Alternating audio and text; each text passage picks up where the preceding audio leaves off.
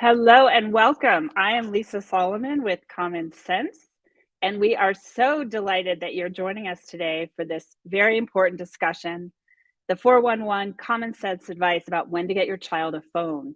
I realize this can be a stress-inducing topic, but breathe. We know every family is different, so there's no one prescription. But the goal of this session is to provide you with the information and tips to just help take a little stress out of the process and make it easier for you and your family. Before we dig in, a special shout out to the many school communities joining us from around the country who support the nonprofit work that we do. We're so grateful for your partnership. And now I just want to share a few housekeeping items before we dig in. We're going to do our very best to answer questions along the way, but I want you to know that our team has read all of the great questions submitted ahead of time, and most of those have informed the preparation for our conversation today. If you are joining us live, I encourage you to pop comments and new questions into the chat. We'll be monitoring that in real time, and our team will add useful resources into the chat as well. So please keep an eye on that and don't be shy. We are recording this, so it will be available to watch again later if you have to pop out and miss some of it. So let's get to it. I want to first introduce my amazing panel today. I'm joined by my Common Sense colleague, Erin Wilkey O. She is Content Director for Family and Community Engagement. That means she provides parents and caregivers with practical research-backed tips and strategies for managing media and technology at home. And she supports teachers in strengthening partnerships with families around these topics. She's also the mom of 2 kids, ages 5 and 8. My other guest today, I'm delighted to introduce Julia Storm. She is the founder of her own company called ReConnect. She's a digital media wellness specialist, and she started ReConnect with the main goal of educating and empowering parents and kids to have a healthy and balanced relationship with their digital world. Julia is also a writer, public speaker, and the proud parent of 2 boys. Okay, so it's time to talk about phones. I just wanted to remind everybody, did you know that the very first iPhone hit the market just 15 years ago? Which is really hard to believe because they feel so ubiquitous now. And I just wanted to start this session by asking Erin to set the scene. Given that we're now 15 years into phones, what ages are kids generally getting and using phones these days? Yeah, thank you. Thanks so much for having me today. So as many of you may know, Common Sense conducts surveys every 4 years to gather data on how children are using media and technology. And we look at all kinds of devices, what kinds of content they're engaging with, how frequently, and how much they enjoy what they're using. So some data from our most recent survey conducted in 2021 shows that children ages 8 to 12, nearly half of them have their own smartphones. So 43% of kids in the 8 to 12 age range have their own smartphones. And when we break it down, we also looked all the way up to age 18. We see that 8 and 9-year-olds, 3 in 10 of them have their own smartphones. Of kids ages 12 and 13, that jumps up, and 7 in 10 of them have their own smartphones. And then, of course, as we get into the teen years, high school, by age 14, 9 out of 10 kids has their own phone. We also looked in 2020 at even younger children. And believe it or not, 12% of kids ages 5 to 8 have their own smartphone. So clearly, quite a lot of kids have the phones, and they're getting them at different ages. One other interesting data point to note is that the percentages vary depending on the race of the child and also the family's income level. We found that a higher percentage of Black and Latino kids have their own smartphones, and also smartphone ownership is higher for kids whose families have low or middle incomes versus families with high incomes. Got it. So just a little perspective. So I'm the parent of a 17 and a 19-year-old. And my kids got phones. It was a family decision in 7th grade once they started taking a public bus home from school. So we got a phones in our family because it was a safety issue. And some parents, I think, see graduation from elementary school perhaps as just a natural time to gift a phone. But this can be a really tough decision for families, and one that should be thought through. And we've seen there's a lot of thoughtfulness in a lot of the questions we got ahead of this webinar. So I wanted to ask you, Erin, just to kick it off, and then we'll go to Julia. What are some things parents and caregivers should consider about this big decision to get a phone if they want to get a phone? What would you start that with? Sure. Deciding if, how, and when to get your child a phone is a big decision, and it's going to be different for every family. I'm sorry to say there's no magic age that's the right time, and weighing the factors in the decision will take a bit of work. I would say first, parents and caregivers should start with themselves and ask themselves some questions about, what's motivating you in this moment, whether you are pro phone for your kid right now or anti-phone for your kid right now. What is behind that? Think about how that phone fits or does not fit into your family's values right now. If there are logistical or safety reasons you feel the phone is necessary, as Lisa was talking about. Financially, this is a financial commitment as well. So where does this fit in your budget, in your financial situation? And think through how giving your child a phone would add to your family life, or perhaps take away from your family life. So thinking through, before even thinking about the child and where they're at, thinking about your family as a whole and how this will fit in. So Julia, I really am excited to hear from you as well, because I know you talk to kids and to parents a lot around the country, as do I. I wanted to have you just look at it from a child-based perspective. What are ways to sort of assess if a child is really ready for the responsibility of having a phone? Because I just want to remind everybody, every kid is different, every family is different. So I think we have to make sure we're looking at each child differently. Would you agree with that? Yeah, absolutely. First, I just want to say thank you, Lisa. Thanks for having me. I'm so excited to be here with Common Sense Media. So happy to be here. Yeah, I 100% agree with everything Erin just said. I think that, it's very easy to feel like because they're so prevalent and ubiquitous everywhere we look, that it's kind of no big deal. And, I've come to a point now where, I hesitate to even call these things phones anymore because they are so powerful. And, honestly, kids don't even use the phone function, right? So they're a lot more than a phone. So that's the first thing. And for some of us, that's an adjustment to make mentally. We're thinking it's just a phone, but in fact, it's a lot more than a phone. It's a portal. So, I think it's very, very important to consider, is my child ready for this enormous responsibility? And that means doing a really honest assessment of how your child is doing in different aspects of their life. So, for example, how is my child socially and emotionally? Do they have strong bonds with friends in school? Do they manage their relationships and their friendships in a healthy and mature manner? Or do they really struggle? Do they, struggle with a lot of jealousy or fighting? In terms of school, how are they doing? Can they focus fairly well? Can they stay on task? Are they doing pretty well in school? How are they with their stuff? Are they responsible, or do they lose everything and break everything?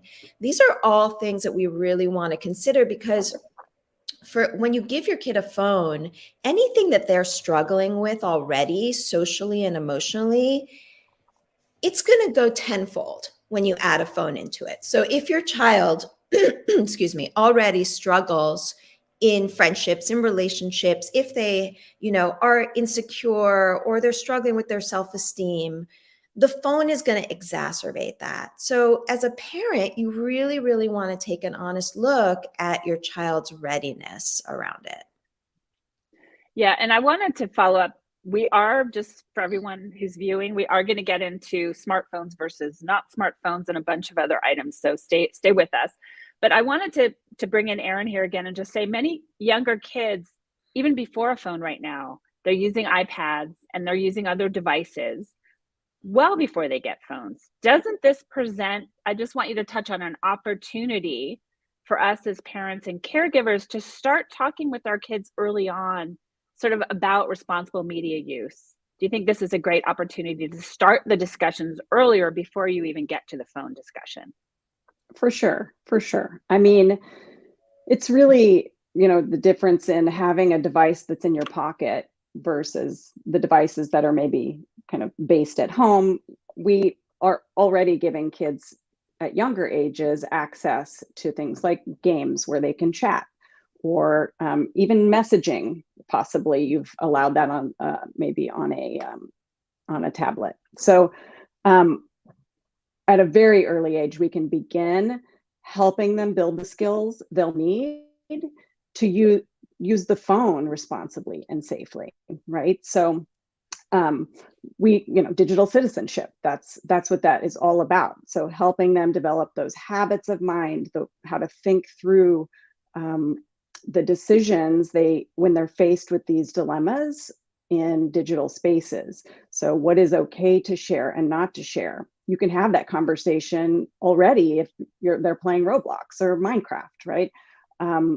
What to do if they see something that makes them feel uncomfortable, if they see someone make a comment that's unkind, if they encounter cyberbullying. What is cyberbullying? We can have those conversations with very young kids and start to build those skills. Critical thinking, how to know if what they're seeing when they do a Google search is the truth, and how to think through those the information that they're finding. So all of those skills are just stepping stones toward this responsibility of having the phone in the pocket with easy access.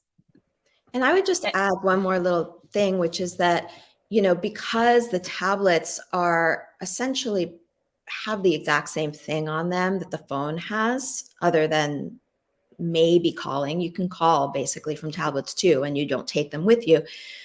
The question really becomes, why do you need a phone? You really have to talk to your kid about, like, what is it that you're missing by not having a phone? Because if you can text with your friends and you can look at whatever you want to look at online, why are we getting you the phone? What is it adding to the equation? Yeah, and I also wanted to, before we get into the next question, just mention teachable moments, riffing on what both of you are saying. I just had the best time with my daughter, and it was such a great lesson for me when she was much younger. And I was posting on Facebook. I know a lot of people don't use Facebook, but I was posting a photo and she saw it and she got really mad. And she said, "I don't want you to share that photo with me. Please take it down." So we took it down, but it started a longer conversation. Till this day, she's now 17, where she is very respectful now of pictures she posts on Instagram of her friends. And if her friends are posting pictures without asking her first, she does call them on it. So you can sort of have these little conversations with your kids, even when they're small, and start building these, or scaffolding this digital citizenship mindset, which I think is really important. One other thing I just want to mention after this webinar today, I used to go after these discussions and sort of brain dump on my children everything I heard and learned, and trying to get them to think about it. And I found there was not much traction. So as you come away from today, just think about maybe one or two things you can parse out, maybe in the car or when you're having dinner, that may make sense at a time that makes sense for you. But I wanted to say to next follow up. Many parents submitted very different versions of this very same question, which is, how could you tell a child no to a phone, or no to getting a phone right now, when they say, sort of quote, all of their friends seem to have one? And I wanted to throw that to Julia and see what your response to that might be. Yeah, I mean, I have a tremendous amount of empathy for everybody involved in that question. I really empathize with parents for having to even deal with this pressure. And, I think it's important to have empathy for our kids in that situation. It's usually happening around middle school. And that's a time where, fitting in is of the utmost importance. So I would start with the empathy piece in talking to our kids and listen to them first. How are they feeling? And then I would dig a little bit deeper on, does every single person really have a phone? Or, most people, just really engage in the conversation. And beyond that, I think it's really important to talk about it in terms of your values, and your family's value system and the why behind your desire to wait. If you can back it up with some really sort of legitimate reasons, maybe some research, maybe what you're seeing around you, maybe what you are hoping for your child to reach milestones developmentally before you give them this. Sometimes it's good to say to your kid, I see that you're doing great here and here, but here's the place where I'm a little concerned you might not be ready. And how can we work toward that together? Let's make this a goal. Let's make it something we're working towards, because I know you really want the phone, but I don't see this yet, right? So let's work on that together. And then I also think that, there's power, there's strength in numbers. So it's very, very hard when your child is the only one. It's a lot less hard when, 5 of their friends also don't have phones. If their friends don't have phones, they don't feel that pressure. They don't feel the need to get the phone. And, one thing that parents can do is they can check out an organization like Wait Till 8th. Wait Till 8th basically is a space where you can come together as a group of parents and decide to sign a contract saying we are all going to together wait until 8th grade before any of our kids get phones. And that can be, 6 parents, 8 parents, 10 parents, whatever's comfortable for you. But in doing that, you're creating a sort of buffer for your child where they don't feel left out. And, I know a lot of parents who have brought this to their schools and, maybe the whole grade doesn't get on board, but a significant portion might. And that can really take the pressure off the kid and the parent. Erin, do you have anything to add to that? If not, I'm going to ask about smartphone versus dumb phones. I think that's great. I was also just going to add, talking to other parents and caregivers and just try and understand what everyone is thinking and what their, the close friends of your child, what their family's reasons are for getting or not getting a phone, and or before you get to that point, having those conversations and see what are you thinking about this, and perhaps you can come to some sort of an agreement. And I also just want to encourage, I do talk to parents all year, and I feel sometimes many of us don't feel agency around some of these issues. We may feel like it's rolling right over us. And I just want to remind everyone who's on this and watching this, you're great parents and you do have agency. And so whether it's phones or anything else, you do your homework. And a platform like Common Sense, if you don't understand what Discord is or Roblox is, or your kids are talking about some new app, I just really encourage you to just get on the site and do some research and understand all the elements around these different apps and platforms and mediums, because you do have agency. And you also have agency as a parent to decide when and if to give your kiddo a phone and what type of phone. So I'm going to now go to Julia, who's really good on this topic. Is I gave my kids loaded smartphones. If I had to do it over again, I would not do that. So can you talk about the alternatives to just handing over smartphones so we can majorly do more of a gradual release and work up to a smartphone? Yeah, this is a question I get a lot. So you absolutely do not have to hand your kid over an adult, fully loaded, $700 phone. That is a lot. It's a lot of responsibility for kids. And most younger kids are not really ready to handle that. And thankfully now, just in the past maybe 5 years or so, there are quite a few good options for parents of younger children, maybe late elementary or early middle, who feel they want to be in touch with their kids somehow, but are just not ready to take that step to like a proper adult phone. So there's two companies in particular that I tend to recommend to parents. The first one is Pinwheel, and the next one is called Gab.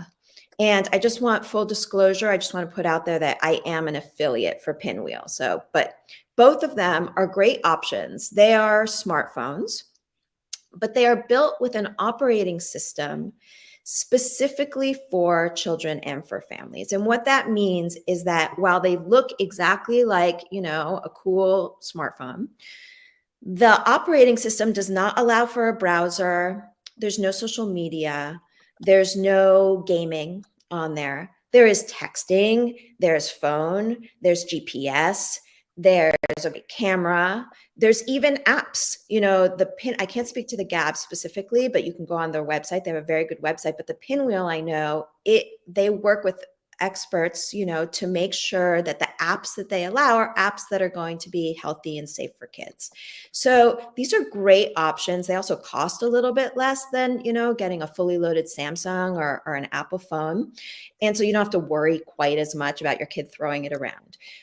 So Pinwheel and Gab, those are great options. Another option that can be a good bridge if you're not quite ready, but you want to be able to get in touch with your kid, is a smartwatch, right? So some parents will say, okay, I'm going to get my kid an Apple Watch. And an Apple Watch, that can serve the function of helping you to stay in touch with your kid.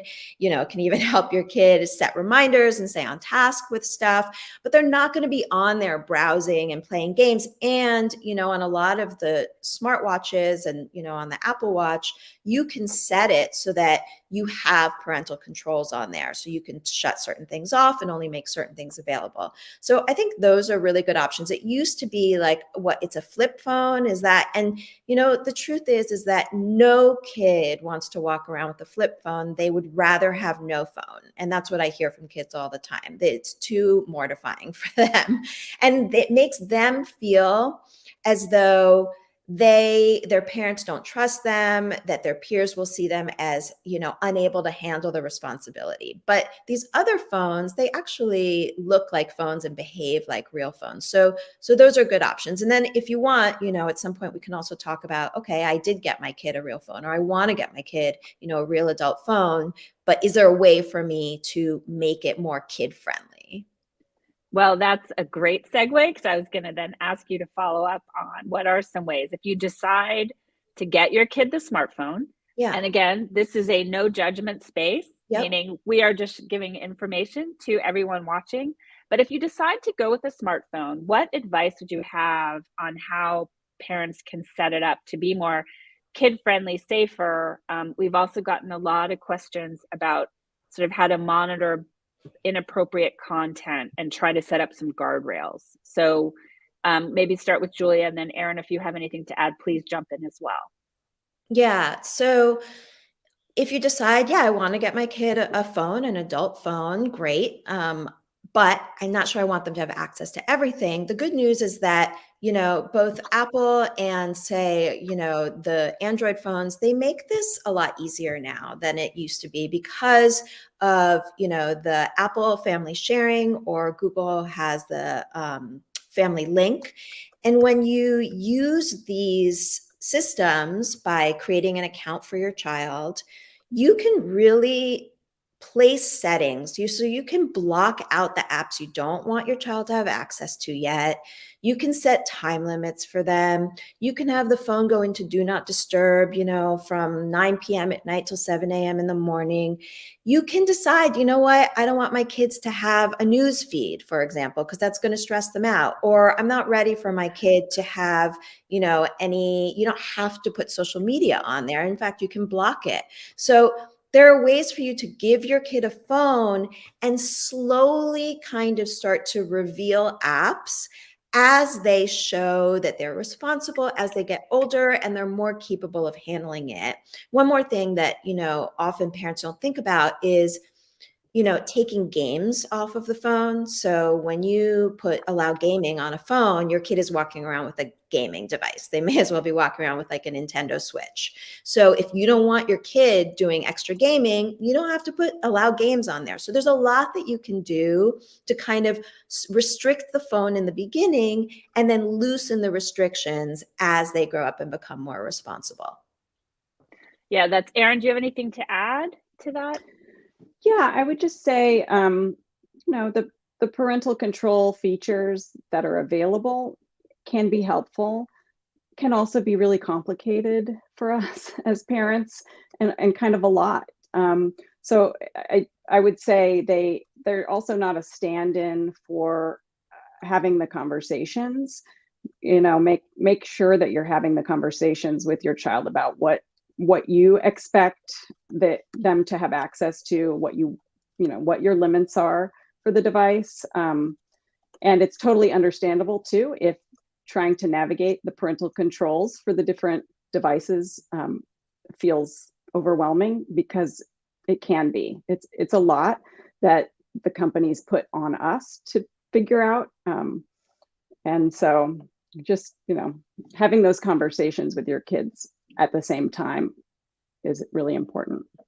Right. We talk a lot about co-engagement and having open and honest dialogues with our kids about everything. My teachable moment, another one, is things I do right and wrong, but I did set up family sharing with the Apple systems with my kids. And my kids are now 17 and 19, as I mentioned, but because I pay the bills, they still have to get my approval to download any apps on their phones.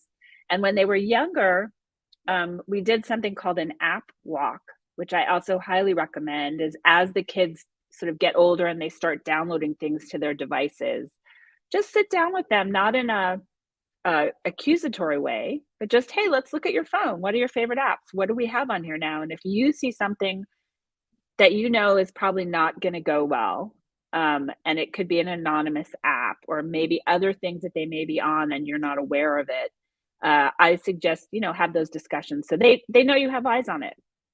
So Erin, I'm going to go to you on our common sense. One of our favorite things to talk about is the family media agreement. Can you just speak to how this can help kids and families when they're getting phones and other devices sort of have discussions around these important topics? For sure, yes. So a family and media agreement is really just almost like it sounds. It's like a contract that you create together.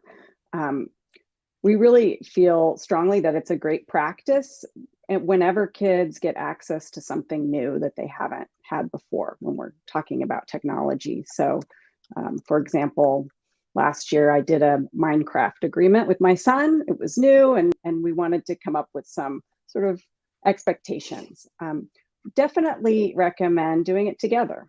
So, talking through your expectations and reasons for rules you would like to set, but then also talking to your child about their needs, giving them space to recommend or suggest what some of the expectations could be, and they feel like they're really co-creating it with you. And we have one that's, it's a printable. You actually write it on paper, you guys sign it, put it up on the fridge or put it somewhere where you can refer to it. And then think about revisiting that.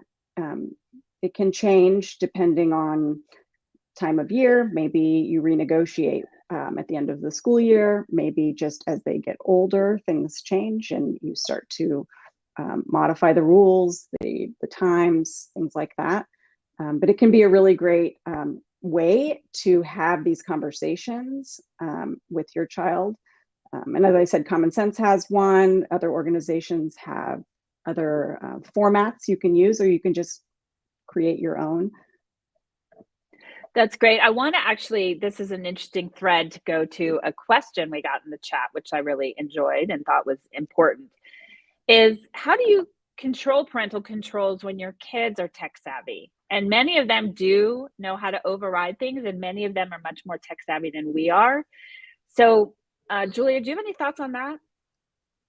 Yeah, I do. I mean, sort of logistically, I'll just first logistically, most of these parental control systems do have a way for a parent to have sort of a secret passcode that locks down the system. So unless you're using a password that your kid already knows, which some parents do by mistake, or you forget to password protect it, your kid shouldn't really be able to get in there and change it. That said, I think it's true that, we need to understand that kids are usually one step ahead of us when it comes to the technology and understanding the technology.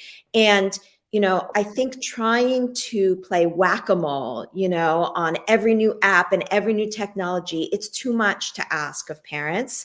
And so this is why what Erin was saying, I think, is so important about, that these parental controls, they only go so far. And monitoring and controlling, it's useful to sort of set up some protection for your children, but it's not teaching them, right? It's not really teaching them the skills that they need or sort of the reasoning and the critical thinking behind the why. And so that's why, as Erin mentioned, you can't just rely on parental controls to do the hard work for you. You have to have the conversations about why you have the limit, And if your kid cannot understand or follow these rules or is consistently breaking them, they may not be ready. They may not be mature enough or responsible enough for that particular technology. And you may need to rethink a little bit how that technology is being used by them or if they should even have it yet. Yeah, I completely agree. Erin, do you have anything you want to add there? If not, no, I mean, I think that is exactly what I would say as well. Right. And I also just want to remind people, your kids one day will leave your house and they will probably be living separately from you where you don't have sort of control over all the bits and pieces. And I would just like to remind everybody what we're trying to do, at least in my opinion, is lay the groundwork so that you are baking into them your morals, your values, how you see things to make sure they're healthy and safe. And so I always feel that it's a good time while they're in your house to sort of work on these discussions, have these discussions. If they skin their knee, you're there to pick them up and then move on so that you're building strong, smart, responsible adults. But there can be red flags around devices and addiction that we read about so much. And I wanted to start with Erin and just say, when it comes to phones and media, what might be red flags that kids are using their devices too much, especially once they have a phone? Sure. So there's disagreement among doctors as to whether tech addiction is really a thing or if it's a different kind of disorder. But I think what's clear is parents do have concerns about overuse, what we could call problematic use. And really what we're looking for is, does the use of the technology get in the way of other important activities or areas of their life, like schoolwork, like time with family? And so first, just pay attention to that, right? Is your child keeping up with schoolwork, with their chores, with their activities? Do you see signs of problematic use? Are they sneaking their phone? Are they not hanging out with friends as they used to? Are they choosing to quit certain activities that in the past they loved? And you may need to think about whether it's the technology that's getting in the way of these things and perhaps revise some of the limits that you have. The other thing that's really related to raising these kids to have healthy relationships with devices is looking at yourself. I know several years ago, we did a study focused on this topic of tech addiction. And I don't remember the number, but many kids reported they were concerned about their parents' overuse of technology. And so we need to pay attention to what we're modeling as well. It's hard for all of us sometimes to put the phone aside. And so I think setting a good example is also key. I love the modeling question. I always talk about when my kids learned to drive and they were calling me out on all the things that I do wrong all the time. And they were like, "Will you blow through yellow lights, mom?" Really, they are watching you all the time. So I love, Erin, that you brought up that modeling question. Julia, I'm going to segue just a teeny bit and ask, we got a great question in the chat about, and I understand this, ways to educate our kids about this messaging without it just coming from parents, because it can start to sound like the Charlie Brown teacher in the background. Do you have any ideas on that? I know a lot of the schools do talk a lot about these issues, but sometimes it's better coming from someone other than parents. Julia, you're on mute. Julia, we can't hear you. Sorry. Sorry about that. There you go. No problem. Yeah, I mean, I think partnering with your school is probably the best option.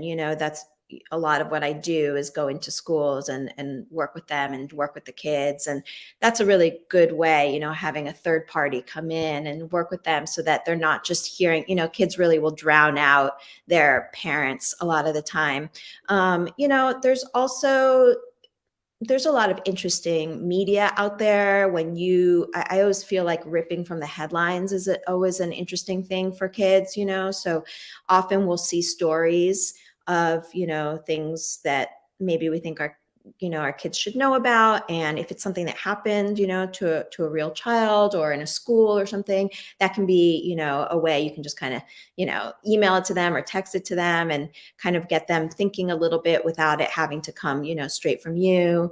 But, I think generally what we want to avoid is sort of this constant sort of preaching and like barrage of information to our children, and instead kind of posing questions and getting them to think about things. So, for example, if my kid is watching something on YouTube, I've done a lot of hanging out with my kid and having him show me the stuff that he likes on YouTube and being open and curious. And because of that, I think I've set up a relationship with him where I can now question something because I have been open and I have been curious and I have listened to the stuff that he likes and watched him, watch the things that he enjoys. And so if I see something he's watching and I don't think it's great, I can say, "Hey, I've never seen you watch this before. Like, what is it you like about this? It feels different, than what you've watched before." Or, "What do you think? I heard that this happened, to a kid in your class. Have you ever heard of that? And what do you think about it?" And just kind of getting them to do the thinking on their own, I think is often a better strategy than trying to push the information onto them. Yeah, and to follow up on that, I just always like to remind in every talk we do, I know it can sometimes be hard, but these open conversations are critical as we raise our kids, especially because kids will find inappropriate content. And it may not be that they're looking for it or seeking it. But if and when that happens, I always say you really want your kids to come talk to you or a trusted adult and to practice in the bathroom by yourself what your response will be when they come and show you, they've stumbled upon something that is really not appropriate for them, just to remain calm and encourage an open discussion. And then they will continue to come talk to you if they do stumble upon things that are inappropriate. But I wanted to next go to what parents can do to help develop sort of a balanced relationship with their kids and phones and tech. For example, in my house, we used to turn off phones at a certain time of night. And also there's no phones allowed in the bedroom. And I tried to keep that as long as possible. I don't know what my college son is doing now, but he seems to be okay. So I wanted to start with Julia and then maybe to Erin on ways we can help our kids create these balanced relationships with tech in our homes.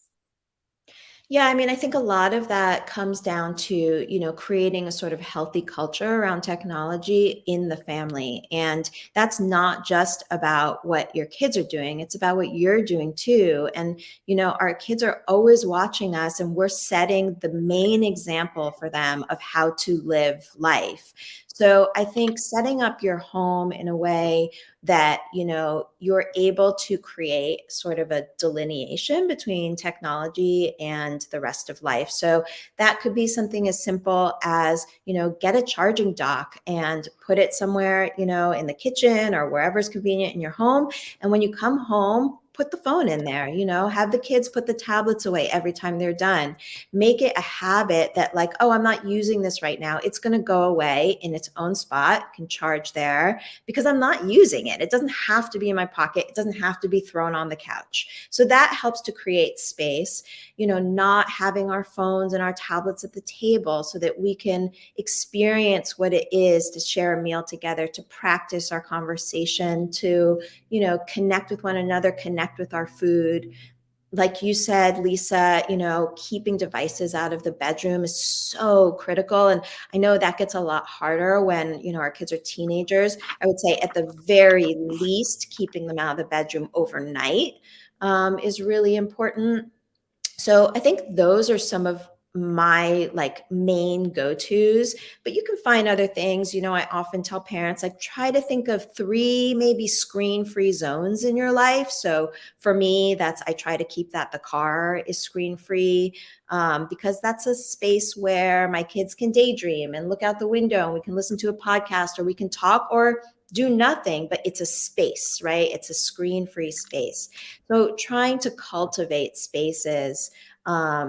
And then the last thing I would say is helping your kids to think about, what do I love to do when I'm not on this device? And this is important for adults too, because, I always tell kids, if you were just on YouTube for an hour and you turn it off and you can't think of anything to do, what are you going to want to do? You're going to want to get right back on. So it's actually worth taking a little time to brainstorm, what are 3 to 5 things that I know I enjoy doing offline so that you have those in your back pocket. And that also can help to restore balance in the home. Yep. Erin, anything to add there? This is always a fun chat. No, that was incredible. Wonderful advice. I agree with the different, habits and routines at home. Absolutely. And spaces, physical spaces where it's either a device-free space or, this is where we and you can also bake that into your family media agreement, which, as you mentioned, that's like a living, breathing document where you can all come together and update it as your kids get different devices or maybe things change in your family. Sure. We only have a few more questions, but Julia, and then to Erin, here's a question that we've gotten from many parents in different shapes and forms. Is advice on how to manage giving kids privacy with text conversations and things like that with friends, and to balance that with monitoring for safety and blocking inappropriate content, because it can be a really tough balancing act. Julia, do you have anything to start with on that question? Yeah, I mean, I want to say first off that I don't know the perfect answer to this question. I want to be honest, because I also, as a parent, am in that space. And I think it's very natural for us to kind of struggle with this issue. And I guess what I would say is what I try to come back to is thinking about how I grew up and what was really important to me and where I would have felt very intruded upon if my parent, for example, had picked up the phone from another room and secretly listened to my conversations with friends, or gone through my backpack regularly, or looked in my journals, or eavesdropped on my conversations. I think that would have really made me feel bad and put a rift in my relationship with my parents. And so now then I fast forward to right now and I think, okay, well, we're in a different time. There are a lot of dangers through this portal. And, I'm worried about my kid and what they have access to. But at the same time, I think that we do really need to give them the space to explore the stuff that's not great, and the stuff that teenagers explore that's, you probably wouldn't have wanted your parents to know that you were exploring. And I think maybe one way to do that, and I'd love to hear from both of you, because again, this is something that I'm trying to work out and talk to a lot of parents about. But I think one way to do that is you can have some controls, of course, parental controls, to maybe block some of the stuff that's really worrisome, right? So you want to maybe be able to block pornography sites, or anything else that you think might be scary or troubling. And then beyond that, you may have a conversation with your kid where you say, like, I don't want to intrude on your privacy, but I want you to know that if I have concerns about your well-being, I am going to retain the right to look at your phone, because your safety is my number one priority. And I promise you that I won't do that unless I really feel there's something important that I need to check out. That's kind of where I've landed. I'd love to hear from you guys. I do think there's a different situation if you have a child that is consistently breaking rules, consistently getting themselves into trouble, already, into stuff that you're really worried about. At that point, you may want to use some more extensive parental controls, like, something like Bark, which can alert you when there's something problematic coming up. So I think you need to know your child a little bit, but I also think we need to be realistic that our kids are going to explore and they're going to talk about things that we don't really want to hear them talking about. And that doesn't mean it's wrong for them to talk about it. Right. Erin, anything on that? That's always a tough nut to crack. Yeah, it's incredibly tricky. And I think I think open communication about how much you will be looking at what they're doing is really the most important thing. If they're quite young when they get their phone, perhaps you want to say, I will do some random spot checks. I will just to make sure everything is, there's nothing concerning, but not sneaking that, right? You want to have trust and transparency, whatever you decide. The other complication is by looking at your child's messages, you're also invading the privacy of someone else's child. And so that gets a little tricky. You might be learning something about another child that could be intrusive. So it's setting this up with your child from the get-go is going to be key, and making sure you're really transparent with them, about what you can see and what you might see, what you might choose to look at. And if there is some evidence of something very troubling going on, then that's a bit of a different circumstance, I think.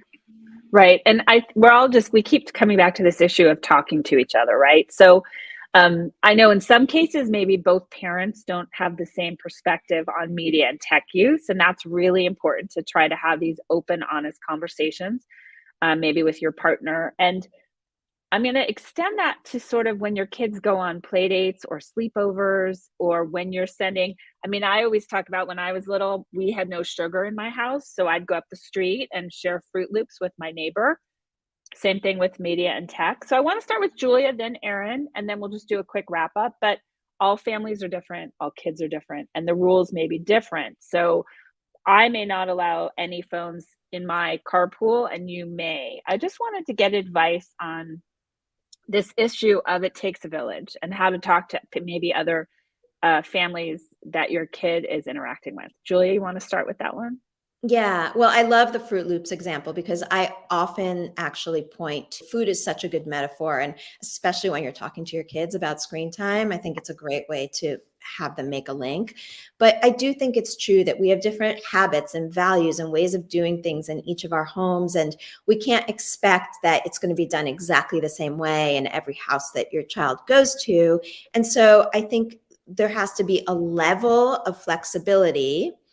And then also your kind of hard lines, right? So, for me, for example, if my child is going on a play date and I know that at that house, he's going to end up doing a lot more video games. Okay. It's going to happen sometimes when he goes to their house. Fine.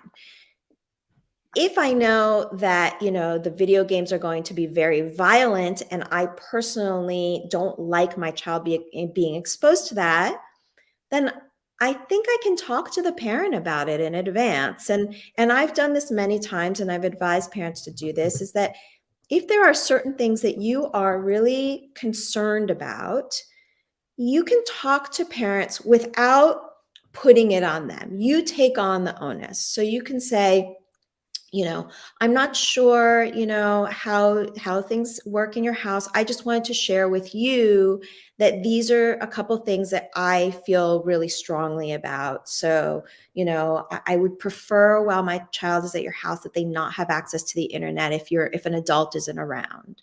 Or I would prefer, if it's a sleepover, that, all devices be taken from the room, an hour before bed, or, before bedtime. Or, I don't like my child to play video games that show a lot of blood or first person shooters. If you feel very strongly, then most parents are really pretty amenable to that, and they'll make these micro adjustments for you. I think the important part is not judging, not, placing blame, and just taking it on yourself and saying, here's where I'm comfortable and where I'm not comfortable. And I would so appreciate it if, you could make these adjustments for my child. Yeah. Erin? Yes. I mean, I think it's tricky not to put your expectations on another parent's family, routines. I found that I've been in the habit of modeling what I hope other parents will do for me. So every time I am the host, I make a point of talking about anything related to technology or media that might be happening, and asking them if they're okay. So if they're okay with this. So I clearly, state, well, we typically might watch a show, and this is the show we might watch. I even send them the common sense review. Is this okay? Are there any issues? So I try and sort of set this up as this is our family's culture. We talk about the media and technology. We're really thinking about it, and we're really conscientious of other children coming into our home and what other families' rules are. And I actually have seen, now they know I work for Common Sense, but also like they're more conscientious about it. They ask, I've seen it now, parents ask me, is this going to be okay? So I found that's another approach that has helped me start to set some expectations without imposing or, when my child is modeling. going. Exactly. I love that. I mean, and also I always say, if your kid had a peanut allergy and might go into anaphylactic shock, you mentioned that. And I remember once a parent called me and asked if we had firearms in our house. And it's just getting that discussion going with parents, because they're your best ally, your best resource. And I just think it's important. So we're about to wrap up. I just wanted to do one quick speed round of one top tip before we sign off. I wanted to start with Erin and then go to Julia, and then we'll say goodbye. Yes. So I really feel strongly that scaffolding these skills, these digital citizenship skills early is key. I mean, my daughter is 5 and we're already introducing the topic of, sexuality and pornography in a age appropriate way. She's not browsing the internet yet, but start to prepare them for these dilemmas, these situations that they will encounter with technology, and start early and establish those habits early. Great. Julia, what would you say about this topic in phones and kids? Just top I would tip. say not to underestimate the modeling piece. I think a lot of adults have a very hard time themselves with managing their time on phones, and we could all stand to kind of do a little bit of a self-inventory and figure out how we can create better balance for ourselves. And I think in so doing, we'll be modeling that for our kids. And, we're the first line of defense. We're the first people they're going to look to. And so modeling a healthy balance, I think really goes a long way.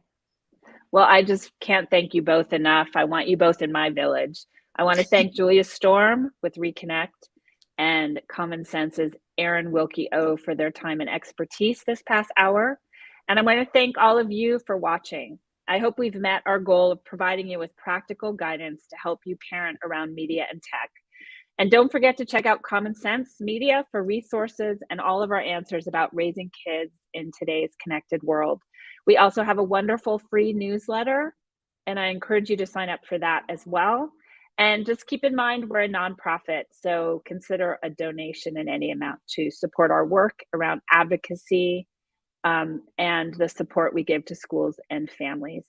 Thanks again, and bye for now. We appreciate your time.